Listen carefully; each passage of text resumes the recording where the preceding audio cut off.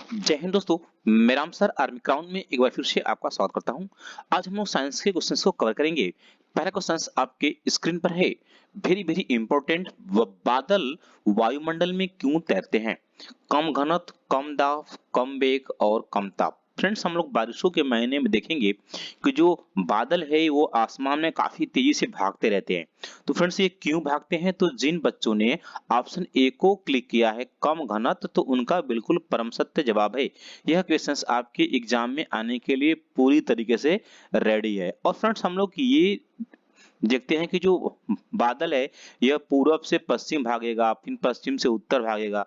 तो बादलों की जो डायरेक्शन होती है, दिशा, उसको कैसे हम लोग ज्ञात करेंगे? तो उसके लिए एक उपकरण है, उसके विषय में हम लोग जानेंगे। उसका नाम है नेफ्रोस्कोप। क्या नाम है उसका? है नेफ्रोस्कोप। तो क्या आप लोग यहां से आज जान गए कि नेफ्रोस्कोप से बादलों की दिशा ज्ञात की जाती है? और फ्रेंड्स, बात करेंगे घनत्व की। तो फ्रेंड्स, घनत्व का मतलब क्या होता है? देखिए ना, पहले चीजों को समझिए। घनत्व का मतलब क्या होता है? मोटापन। क्या होता है? मोटापन। अब कह रहा है कम घनत्व, क्या होगा? कम मोटा होगा। कम मोटा, यानी बादल क्या होता है? बादल काफी पतले होते हैं, इसलिए क्या होते हैं? वो भागते हैं। कम मोटापन। अपन ये घनत्व होता है, इसका जो यूनिट होता है, इसका जो मात्रक होता है, वो होता है हाइड्रोमीटर। क्या होता है? हाइड्रोमीटर। क्योंकि हाइड्रोमीटर से ही घनत्व मापा जाता है।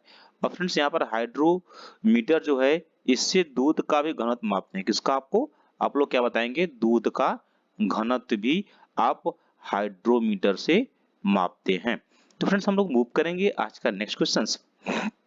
कह रहा है जब एक गैस के पात्र में दाब बढ़ाया जाता है तो उसका द्रव्यमान। जैसे फ्रेंड्स, आप अपना ये क्या है? एलपीजी का सिलेंडर है ये, समझ रहे? इसके अंदर क्या है? अपना ये गैस वगैरह क्या है? गैस भरा है। ठीक है फ्रेंड्स,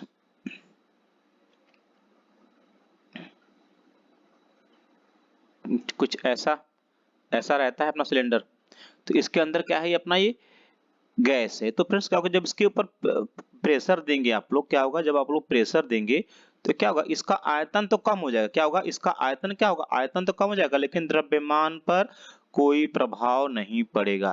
फ्रेंड्स, याद रहेंगे, द्रव्यमान, मास एक ऐसा चीज है जिस पर किसी का प्रभाव नहीं पड़ता। ताप, दाब, आयतन, आर्द्रता, किसी का भी प्रभाव नहीं पड़ता। तो आप क्या बताएंगे कि जब गैस पर दाब को बढ़ाएंगे तो द्रव्यमान बिल्कुल नहीं बढ़ेगा। क्या रहेगा? स्थिर रहेगा। क्या होगा? ऑप्शन नंबर डी क्या होगा आपका? बिल्कुल परम सत्य जवाब होगा। आगे चलेंगे, हम लोग मूव करेंगे। किस प्रकार के रेल इंजन की दक्षता सबसे अधिक होती है? इसका मतलब क्या होगा? सबसे मजबूत इंजन कौन सा होता है? जो पेट्रोल से चलता है, डीजल चलता है, विद्युत से, भाप से? तो जिन बच्चों ने ऑप्शन नंबर सी को क्लिक किया है, विद्युत, तो फ्रेंड्स, सबसे स्ट्रांग क्या होता है आपका? विद्युत होगा, विद्युत इंजन होगा। ठीक है, उसके बाद क्या होगा आपका? Diesel engine. कौन होगा? डीजल इंजन होगा। इसका खोज रुडोल्फ डीजल ने किया था, डीजल इंजन। और फ्रेंड्स, याद रखेंगे, डीजल इंजन ज्यादातर आपके 4 स्ट्रोक इंजन के ही होते हैं। ठीक है, क्योंकि इंजन आपके 2 स्ट्रोक और 4 स्ट्रोक के पाए जाते हैं। डीजल इंजन के बाद क्या बताएंगे? आप बताएंगे सर उसके बाद पेट्रोल इंजन का नंबर आता है। लास्ट में कौन सा इंजन आएगा? तो कहेंगे आप लोग भाप इंजन आएगा। समझ रहे हैं? बातों को आप लोग समझ रहे हैं? तो सबसे शक्तिशाली इंजन क्या होगा आपका? विद्युत इंजन होने वाला है। हम लोग मूव करेंगे क्वेश्चन नेक्स्ट की तरफ। देखिए ना, जो बच्चे न्यू हैं वो चैनल को सब्सक्राइब कर लेंगे, और जिन बच्चों के 27 मार्च को पेपर होने वाले हैं वो ईमानदारी के साथ जुटे, अपने माता पिता के सपनों को पूरा करें। कह रहा है रॉकेट किस सिद्धांत पर कार्य करता है? ऊर्जा संरक्षण, बर्नौली प्रमेय, अवोगैड्रो परिकल्पना और संवेग संरक्षण। तो फ्रेंड्स, आप लोग जरा ध्यान देंगे, अपना ये जो रॉकेट है फ्रेंड्स, यह संवेग संरक्षण के सिद्धांत पर कार्य करता है। इस पर क्या बताएंगे आप लोग? संवेग संरक्षण के सिद्धांत पर क्या करता है? यह कार्य करता है। और फ्रेंड्स, यह न्यूटन के तीसरे रूल पर कार्य करता है। न्यूटन के तीसरे रूल पर, थर्ड लॉ ऑफ न्यूटन। इसे करेंगे क्रिया प्रतिक्रिया का नियम। क्या बताएंगे? क्रिया प्रतिक्रिया का नियम। इस पर क्या होता है? रॉकेट अपना कार्य करता है। फ्रेंड्स, इसमें जरा ईंधन देखेंगे अपना कुछ इस प्रकार से। इसमें क्या होते हैं? इसकी बनावट होती है। ठीक है, और पीछे जो होते हैं ना इसके, ये ऐसे ये प्रणोदक होते हैं। इसका मतलब समझ रहे हैं? प्रणोदक का मतलब क्या जानते हैं क्या होता है? ईंधन होता है। क्या होता है? ईंधन होता है। और फ्रेंड्स इसमें एक इंजन फिट होता है, उस इंजन को क्रायोजेनिक इंजन कहते हैं। क्या कहते हैं? Cryogenic engine. अब कहेंगे सर क्रायोजेनिक क्या होता है, इसके विषय में बात करेंगे। फ्रेंड्स जो क्रायोजेनिक का मतलब क्या होता है? न्यूनतम तापमान। क्या होता है? न्यूनतम तापमान, यानी इंजन के अंदर का जो टेम्परेचर होता है ना, क्या होता है? वह सबसे कम होता है। और फ्रेंड्स उसमें इसमें क्या होता है? लिक्विड ही ईंधन प्रयोग होता है। कौन सा? लिक्विड ईंधन। और पहला ईंधन कौन है? तो कहेंगे आप इसमें हाइड्रोजन है। फ्रेंड्स उसका जो हाइड्रोजन का टेम्परेचर होता है वो काफी कम होता है, -250 से कम। कितना? -250 से कम। उसके बाद नंबर आता है ऑक्सीजन का। फ्रेंड्स वह क्या होता है? वह 150 के आसपास, यानी 183, यानी 180, यानी 150 के आसपास, यानी 100 माइनस क्या होगा? 180 डिग्री सेंटीग्रेड होता है। याद रखेंगे आप लोग। और यह न्यूटन के थर्ड नियम पर कार्य करता है, क्रिया प्रतिक्रिया के रूल पर, या संवेग संरक्षण के सिद्धांत पर कार्य करता है। हम लोग मूव करेंगे क्वेश्चन नेक्स्ट। यदि बात करेंगे बर्नौली प्रमेय, तो फ्रेंड्स इसने जल पर, इसके कुछ जल पर ही प्रमेय हैं, बर्नौली के प्रमेय, समझ रहे हैं? और इसके जो एग्जाम्पल होंगे आपके, वह बेंचुरी मीटर। क्या होंगे आपका? बेंचुरी मीटर। आप कहेंगे सर बेंचुरी मीटर क्या है? फ्रेंड्स बेंचुरी मीटर क्या है ना, कि जैसे किसी कोई ऐसा कैनाल हो, कैनाल के अंदर यदि कोई द्रव फ्लो कर रहा है, तो द्रव का वेग आप क्या करेंगे? द्रव का वेग वेंचुरी मीटर से आप ज्ञात करेंगे। इसे आप लोग याद रखेंगे। और बर्नौली के प्रमेय पर सबसे इंपॉर्टेंट जानते हैं क्या होता है? तो कहेंगे हवाई जहाज का पंखा जो नहीं है, हवाई जहाज का पंखा, वह बर्नौली के प्रमेय पर काम करता है। बर्नौली के प्रमेय पर क्या करता है? वह काम करता है। एक लाइक आप लोग अनिवार्य रूप से करिएगा, क्योंकि क्लास काफी खतरनाक चला रहे हैं आप लोगों के लिए। हर एक चीजों के विषय में बात हो रही है। क्वेश्चन ये कह रहा है पृथ्वी की परिभ्रमण काल है, यानी पृथ्वी किस गति से क्या है? मूव कर रही है। तो क्या बताएंगे हम लोग? 2.8 किमी प्रति मिनट। पृथ्वी की जो चाल है 2.8 किमी प्रति मिनट है। और फ्रेंड्स ये जो पृथ्वी है ना, यह अपने अक्ष पर पश्चिम से पूर्व, कैसे? क्या बताएंगे आप लोग? पश्चिम से पूर्व मूव करती है, पश्चिम से पूर्व की दिशा में मूव करती है। और फ्रेंड्स यहाँ पर 11 नहीं, यहाँ पर रहेंगे, इसका सही क्या होगा? 11.2 क्या होगा? किलोमीटर प्रति सेकेंड है। क्या है? पृथ्वी का पलायन वेग। क्या का यहाँ पर है? पृथ्वी का पलायन वेग। इसका मतलब समझ रहे हैं आप लोग? पृथ्वी का पलायन वेग, यानी किसी भी पिंड को यदि हम लोग 11.2 किमी प्रति सेकेंड से भेज फेंक देते हैं, यानी इसको थ्रो करते हैं, तो वह पृथ्वी के गुरुत्वीय क्षेत्र को पार कर जाएगा, दोबारा क्या होगा? वह पृथ्वी पर वापस नहीं आएगा। यदि हम देखेंगे ऑप्शन नंबर डी को फ्रेंड्स, तो यहाँ भी ये इसका राइट होना चाहिए। क्या? 42.2 क्या होगा? 42.2 किलोमीटर प्रति सेकंड, यानी पृथ्वी के तल पर किसी भी पिंड को 42.2 किमी प्रति सेकंड के वेग से फेंका जाए तो सूर्य पर चला जाएगा। कहाँ चला जाएगा? यहाँ पर सूर्य पर चला जाएगा। यह सूर्य का पलायन वेग भी इसे कहा जाता है, सूर्य का पलायन वेग। फ्रेंड्स ये they are very very important, समझ रहे हैं? इन इन सब चीजों को आप लोग नोट करते रहिए भाई। और यदि एक चीज और छूट रहा है, मून, हम क्या? चंद्रमा। तो चंद्रमा को भी देख लेंगे हम लोग। चंद्रमा का जो पलायन वेग है फ्रेंड्स, वो होता है 2.4 किलोमीटर प्रति सेकेंड। तो जो बच्चे न्यू हैं वो चैनल को सब्सक्राइब कर लेंगे और अपनी दावेदारी मजबूत करेंगे सिलेक्शंस पाने के लिए। निम्न में कौन सा विद्युत का प्राकृतिक स्रोत नहीं है? यानी प्राकृतिक में क्या होता है? नेचुरली चीज। लकड़ी क्या है? ये तो प्राकृतिक चीज है, समझ रहे हैं? ये तो भगवान ने बनाया है वृक्षों को। किसको? वृक्ष को। और कोयला भी क्या है? कोयला पृथ्वी के अंदर चट्टानों से प्राप्त होता है। सूर्य तो प्राकृतिक चीज है ही, सिर्फ क्या रहेगा?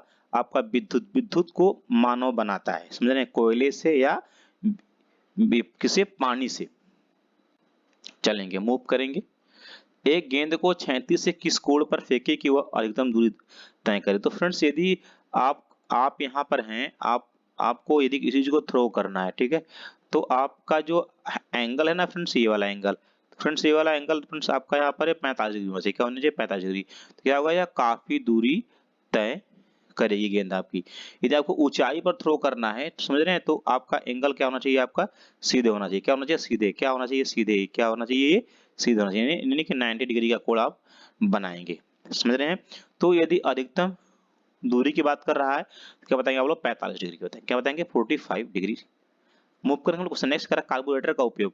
फ्रेंड्स पहले ये जानेंगे कार्बोरेटर किस में प्रयोग किया जाता है। फ्रेंड्स यह पेट्रोल इंजन में उपयोग किया जाता है। किसमें? पेट्रोल इंजन में उपयोग किया जाता है। Petrol engine. फ्रेंड्स यहाँ पर जरा ध्यान देंगे, हम लोग समझेंगे।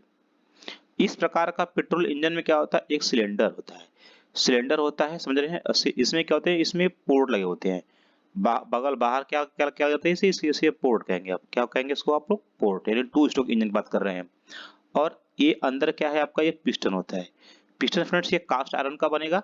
किसका? कास्ट आयरन का बनेगा, या तो एल्यूमिनियम का बनता है। किसका? कास्ट आयरन का या तो एल्यूमिनियम का बनेगा।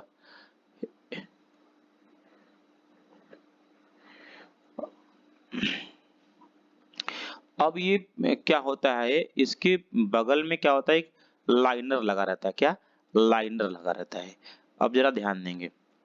अब ये जो पोर्ट है, जब ये पिस्टन, इसको कहते हैं टीडीसी। टीडीसी मतलब क्या होता है? Top dead centre. इसे कहेंगे आप बीडीसी। इसे कहेंगे आप लोग बॉटम डेड सेंटर।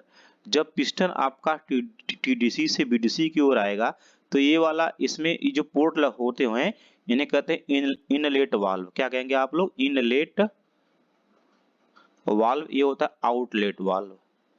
आउटलेट मतलब होता है कि बाहर निकालना, इन माने क्या होता है? अंदर निकालना। तो क्या होता है फ्रेंड्स, ये क्या होता है, ये अंदर जाएगा। क्या होगा? ये हवा, क्या होगा? हवा को अंदर लेकर जाएगा। ये जब ये पिस्टन कहाँ आएगा? पिस्टन आपका डाउन आएगा। जैसे टीडीसी से जब वापस बीडीसी की ओर अब जाएगा तो क्या होगा, ये क्या होगा, हवा अंदर आया तो क्या दोनों बंद हो जाएंगे। हवा क्या होगा, हवा पूरी तरीके से क्या होगा, यहाँ पर पैक हो जाएगा। और सेकंड जब राउंड में जाएगा ये, तो हवा पूरी तरह से हीट हो जाएगा हवा। और यहाँ पर क्या करेगा कार्बोरेटर, क्या करेगा, यहाँ पर आपका पेट्रोल रहेगा। अब इसके ऊपर क्या करेगा, हवा, हवा जब जाएगा तो क्या होगा, पेट्रोल को क्या करेगा, वो इंजेक्ट करेगा। वो तो क्या होगा, वो जलेगा, बर्निंग करेगा। तो फ्रेंड्स यहाँ पर जरा ध्यान देंगे। आपसे क्या पूछ रहा है, कार्बोरेटर का उपयोग किया जाता है पेट्रोल को शुद्ध करना, हवा को शुद्ध करना, पेट्रोल के साथ हवा को मिक्स करना। अभी मैंने क्या बोला कि इंजेक्टर क्या करेगा, इंजेक्टर इसमें इसमें ये जो कार्बोरेटर है आपका, क्या करेगा, ये हवा और पेट्रोल को क्या करेगा, एक साथ उनको मिक्स करेगा। मूव करेंगे हम लोग क्वेश्चन नेक्स्ट की बात करेंगे। दूध मथने पर आइसक्रीम अलग हो जाता है, इसका कारण है। तो फ्रेंड्स यहाँ पर जरा ध्यान देंगे। तो इसका कारण क्या है फ्रेंड्स, यह है अभिकेंद्र बल। क्या है आपका? अभिकेंद्र बल से क्या होता है, दूध मथने से क्रीम क्या होता है आपका, बिल्कुल अलग हो जाता है। और इस पर फ्रेंड्स ना कुछ चीजें और कार्य करती हैं। जैसे आप लोग यहाँ पर कोई रोड है, सड़क है, और अचानक क्या है, आपको यहाँ पर मूव करना है ऐसे। तो आप क्या करेंगे, आप उस समय क्या होगा, आपको अभिकेंद्र बल की आवश्यकता पड़ेगी। किसकी? अभिकेंद्र बल की आवश्यकता पड़ेगी मुड़ान पर। समझ रहे हैं हमारे? ये अभिकेंद्र रहेगा।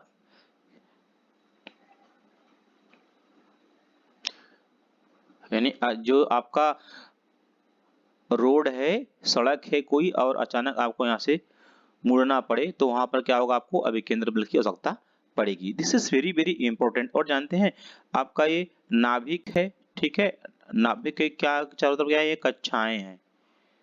तो जो इलेक्ट्रॉन भ्रमण करते हैं ना, समझ रहे हैं, तो उन पर भी क्या है, अभिकेंद्र बल कार्य करता है। उस क्या होता है, उस पर भी अभिकेंद्र बल कार्य करता है। देखिए सबसे खतरनाक क्लास आप लोगों को दिया जा रहा है यहाँ पर साइंस का।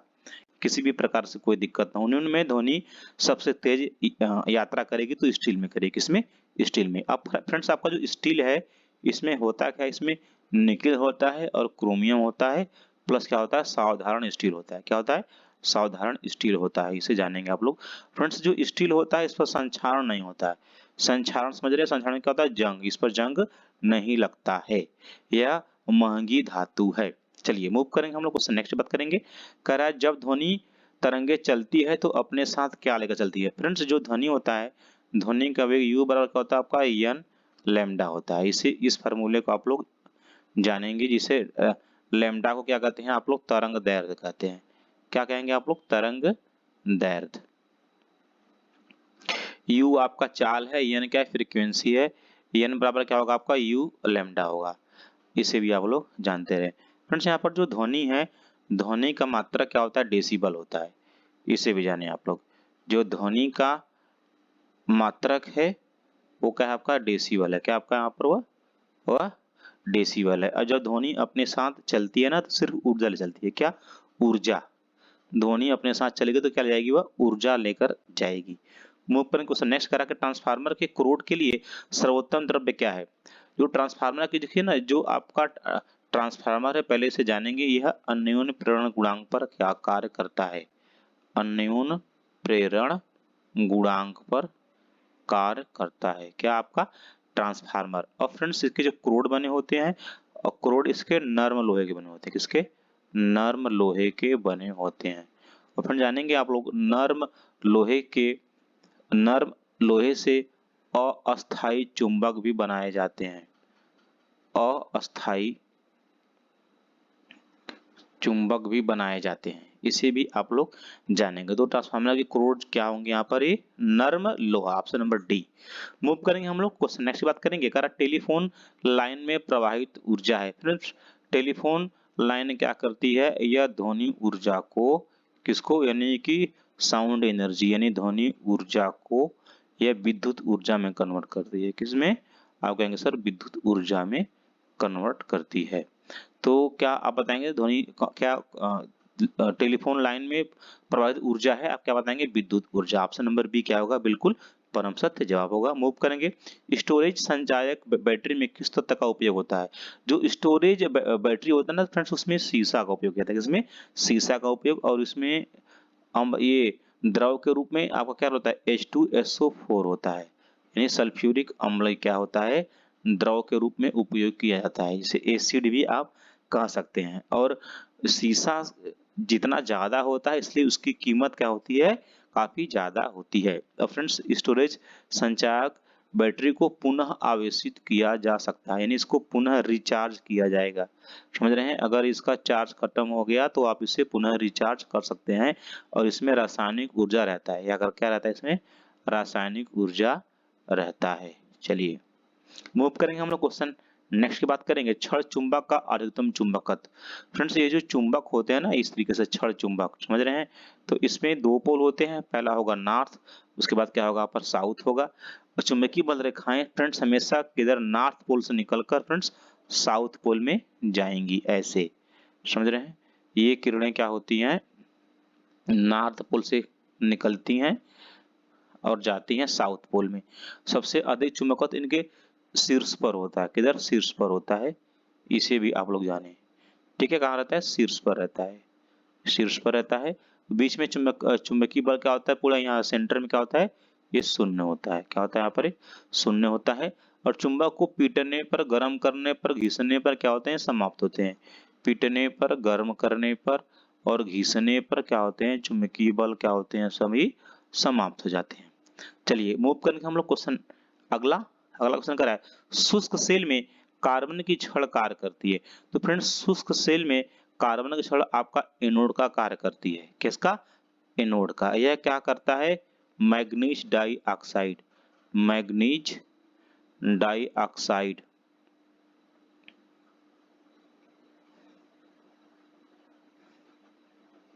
से क्या करता है, इसके सिरों पर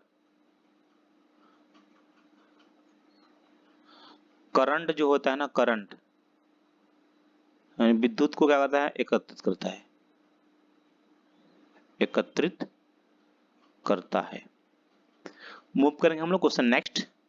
आज का क्वेश्चन नेक्स्ट करा, किसी चालक तार के प्रतिरोध पर ताप का प्रभाव क्या पड़ेगा। जैसे कोई यहाँ पर जरा ध्यान देखिए, चीजों को समझिए कि साइंस क्या है ना, एक समझने वाली चीज है फ्रेंड्स। जब कोई आपका वायर है, इसमें करंट क्या, करंट फ्लो हो रही है, समझ रहे हैं?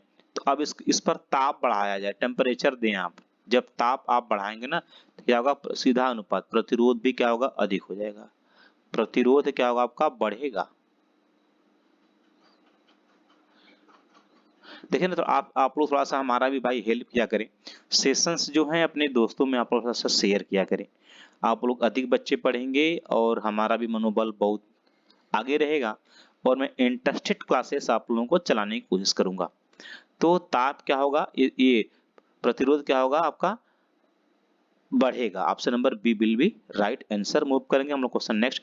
विद्युत आवेश का मात्रा क्या है फ्रेंड्स? आवेश का मात्रा क्या आपका कूलाम है। विद्युत धारा का मात्रा क्या है आपका यहाँ पर एम्पियर है। मूव करेंगे हम लोग क्वेश्चन नेक्स्ट। ऑक्टेन संख्या किसका माप है? ऑक्टेन संख्या फ्रेंड्स आपका यहाँ पर पेट्रोल का माप है। डीजल का सेटेन नंबर है। किसका? डीजल का सेटेन नंबर है। इसका कंप्रेसर अनुपात अधिक होता है। कंप्रेशन रेशियो क्या होता है? अधिक होता है इसका। समझ रहे हैं ना आप लोग? इससे जाने मोर होता है किसका? डीजल इंजन का। और यह काफी मजबूत होता है। इसके आगे आप लोग सीटेन कहेंगे, सीटेन यानी सीटेन संख्या। चलिए मूव करेंगे हम लोग क्वेश्चन नेक्स्ट।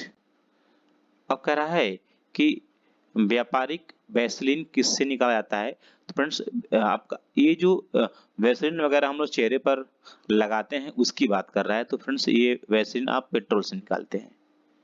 चलिए लिटमस प्राप्त किया जाता है फ्रेंड्स। तो लिटमस आपका फ्रेंड्स यह लाइकेन से प्राप्त होता है। वेरी वेरी इंपॉर्टेंट क्वेश्चन है ये, इसको आप लोग याद रखेंगे friends. This is very very important. और हम लोग बात करेंगे यदि सवाल की फ्रेंड्स, तो सवाल ये जो सवाल होते हैं इसका अध्ययन फाइकोलॉजी के अंतर्गत होता है। किसके अंतर्गत? फाइकोलॉजी। कभी कभी आप लोगों से पूछ लेता है सीधे सवालों का अध्ययन क्या बताएंगे? फाइकोलॉजी। कवक समझ रहे हैं? कवक क्या होते हैं? जो वृक्षों पर उगते हैं, वृक्षों पर बारिश के महीने में सफेद सफेद येलो येलो होते हैं, ऐसे छोटे छोटे होते हैं। समझ रहे हैं? ये इनके अंदर जान होती है, याद रखेंगे। ये क्या होते हैं? ये किसी आम के पेड़ पर, महुए के पेड़ पर, इमली के पेड़ पर क्या होते हैं? ऐसे जमे रहते हैं फ्रेंड्स। इनको क्या कहेंगे आप लोग? कवक कहेंगे। और कवकों का अध्ययन माइकोलॉजी के अंतर्गत होता है, कवक का अध्ययन। यदि आपको सेशंस थोड़ा सा अच्छा लग रहा हो तो एक लाइक आप लोग जरूर करिएगा। चलेंगे हम लोग मूव करेंगे। सीमेंट की खोज किसने की? फ्रेंड्स वही सीमेंट। फ्रेंड के सीमेंट में क्या होता है ना, इसका जो आप हम लोग बिल्डिंग वगैरह यूज करते हैं उसी की बात कर रहा है। तो इसकी खोज जोसेफ आस्पर्डिन ने किया था। किसने? जोसेफ आस्पर्डिन ने सीमेंट की खोज किया था। कह रहा खाना बनाने में प्रयोग किया जाने वाला गैस कौन सा है? Carbon dioxide, carbon monoxide. Friends carbon dioxide कभी कभी पूछ लेता है कि वायुमंडल में कितना पाया जाता है, कितना किसमें? वायुमंडल में। और यह बार बार पूछा है। 0.03% पाया जाता है, इसे आप लोग याद रखेंगे। और कार्बन मोनोऑक्साइड क्या है? यह एक जहरीली गैस है। क्या है यह आपका? यह एक जहरीली गैस है। यह मोटर गाड़ी का जो साइलेंसर नहीं होता है उसमें निकलता है। समझ रहे हैं? उसका प्रभाव सीधे ब्रेन पर पड़ता है। और आपका बात करेंगे मीथेन की बात, CH4, इसे मीथेन गैस या मार्स गैस कहते हैं, या इसे गोबर गैस भी कहते हैं। क्या? इसे गोबर गैस भी कहते हैं। और इसका उपयोग खाना बनाने में किया जाता है। खाना बनाने में किया जाता है। बात करेंगे अमोनिया। अमोनिया का जो केमिकल फार्मूला NH3, यह हैबर विधि से बनाया जाता है। किसे हैबर विधि से बनाया जाता है? इसका मुख्य उपयोग आइसक्रीम बनाने में और शीतगृह में किया जाता है। शीतगृह में स्टोरेज के लिए, शीतगृह में स्टोरेज से फल फूल आलू प्याज के जो स्टोर होते हैं शीतगृह में क्या होता है? अमोनिया गैस का उपयोग किया जाता है। और यह जहरीली भी गैस है। मूव करेंगे हम लोग क्वेश्चन नेक्स्ट की बात कर रहे हैं। गोबर गैस में मुख्य तत्व है। हाँ देखिए यहाँ पर दे दिया गया है फ्रेंड्स। गोबर गैस में क्या होता है? यह मीथेन गैस पाया जाता है। इसको CH4 कहते हैं। इसको खाना बनाने वाला भी गैस कहते हैं। यह सड़े गले वनस्पतियों में भी पाया जाता है गोबर के अलावा, ये भी जानते रहिए आप लोग। नीलत होता, आज का आखिरी क्वेश्चन कर रहा है। नीलत होता क्या है फ्रेंड्स? नीलत होता है आपका, क्या है आपका? ये कॉपर सल्फेट। क्या है आपका यहाँ पर? ये है कॉपर सल्फेट। और फ्रेंड्स इसे गंधक भी कहते हैं, इसे याद रखेंगे। गंधक या तुतिया भी कहते हैं। इसको क्या कहते हैं? तुतिया भी इसको कहते हैं। और इसका उपयोग ये आमतौर पर जनरल स्टोर में भी पाया जाता है। समझ रहे हैं? और इसका उपयोग कवकनाशी, कीटाणुनाशी और जानते हैं ये जो गाय बैल के जो खुर पक जाते हैं ना, तो उनमें भी इसका उपयोग किया जाता है। खुर के पकने पर इलाज के लिए लगाया जाता है। और कुछ लोगों को समझ रहे हैं, कुछ लोगों को खुजली वगैरह होता है ना बहुत ज्यादा, तो उसमें भी नीला थोसा लगाएंगे, लेकिन क्या होगा, काफी ज्यादा वो ऐसे करेगा, माने काफी ज्यादा आपको पेन पेन होगा। ठीक है, तो फ्रेंड्स आज का सेशन सिर्फ यहीं तक। आप लोग जुड़े प्रत्येक मंगलवार, सॉरी प्रत्येक 8 बजे, और वहां पर आप लोगों को डेली क्लास आप लोगों को मिलेगी। तो जिन बच्चों को पीडीएफ की आवश्यकता है वो 8799219120 पर कांटेक्ट कर सकते हैं, या टेलीग्राम पर यदि वो जुड़े हैं तो उनको वहां से भी पीडीएफ और आंसर भी इसका मिलेगा। आज के लिए सिर्फ इतना है। Okay friends, bye.